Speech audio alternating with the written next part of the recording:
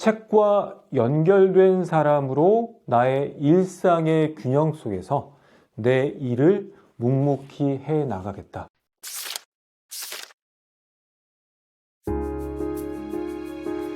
안녕하십니까, 김은성입니다. 오늘은 노벨 문학상을 받은 한강 작가의 수상소감 스피치에 대해서 함께 생각을 해보도록 하겠습니다.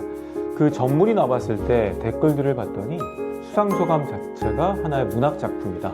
또 어떤 분은 인생 자체가 문학 작품이다라는 표현을 썼는데요. 차분함에서 나오는 품격과 또 평온함이 있지 않나라는 생각이 듭니다. 보통 수상소감 하면 다양한 미사여구나 어떤 메시지를 전달하고자 노력을 하는데, 한강 작가는 자신의 일상성, 평온함들을 보여주면서 큰 울림이 있지 않나 생각이 됩니다. 사람이 생각을 하고 그것이 애티튜드, 태도가 되고요.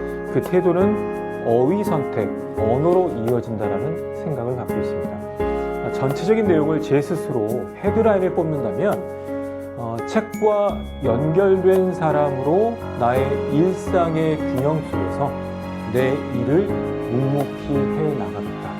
이렇게 정리를 해봤습니다. 전반적인 수상소감의 그 흐름을 좀 말씀드리고 싶어요.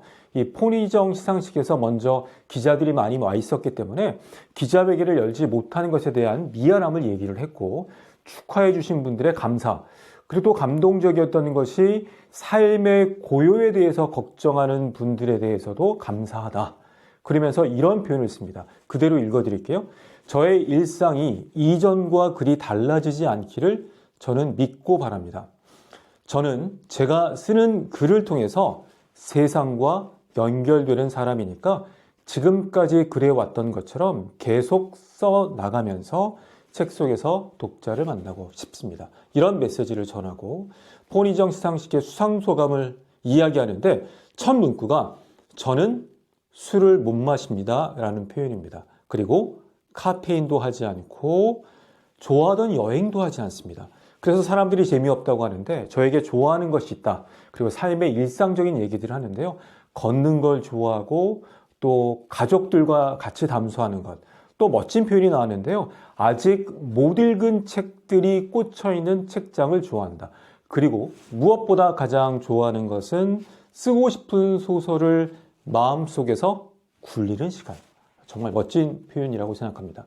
그리고 소설을 쓴다는 것에 대해서 이야기를 하는데 이것은 그대로 좀 읽어드리고 싶어요. 소설을 막상 쓰기 시작하면 필연적으로 길을 잃기도 하고 모퉁이를 돌아 예상치 못한 곳으로 들어설 때 스스로 놀라게도 되지만 먼 길을 위해 마침내 완성을 위해 나아갈 때 기쁨은 큽니다. 그리고 본인의 계획을 이야기하죠. 60세가 되는 6년 동안 3권의 책을 쓰고 싶다. 그리고 이런 표현을 덧붙입니다. 다만 그 과정에서 이 참을성과 끈기를 잃지 않기를 희망하고 있습니다. 동시에 일상의 삶을 침착하게 보살피는 균형을 잡아보고 싶습니다. 그리고 마지막에 연결되어 있는 독자들, 또 출판 종사자, 서점인, 또 선후배 작가들에게 감사의 메시지를 전하면서 마무리가 됩니다. 저는 이 수상소감을 보면서 내용적인 면, 또 스타일적인 면, 또 전달적인 면에서 좀 큰 울림과 인사이트가 있었다고 생각이 되는데요. 첫 번째는 내용적으로 봤을 때는 일상의 소소한 행복, 그리고 본인의 일에 집중하는 그 내용들이 감동적이었다고 생각이 되고요. 스타일적으로 봤을 때는 담백함, 본인의 일상적인 언어를 쓴 부분이라고 생각합니다. 보통 수상소감 하면 들떠서 다양한 수사나 미사여구를 쓸 텐데 본인의 생각과 태도가 오롯이 담겨 있는 본인의 언어를 통해서 스타일에 맞춰서 메시지를 전달했고요. 전달적인 부분으로 보면 차분한 음성입니다. 직접 한번 그 내용을 보시면, 동영상을 보시면 좋을 것 같은데요. 그 내용과 본인의 목소리가 잘 일치가 되면서 큰 감동을 주지 않았나 생각이 됩니다. 그리고 저는 이 수상소감을 보면서 2022년도 서울대 졸업식 축사 허준희 교수가 했었는데요. 수학의 노벨상이라고 하는 필상을 받은 교수님이시죠. 그분도 역시 본인의 삶에 대한 인사이트와 담담한 언어로 풀어냅니다. 거기에 키워드는 친절이었다고 보고요. 저는 굉장히 좋아하는 표현인데 맨 마지막 클로징이 서로에게 그리고 자신에게 친절하시길, 그리고 그 친절을 먼 미래에 우리에게 잘 전달해 주시길, 이런 표현을 씁니다.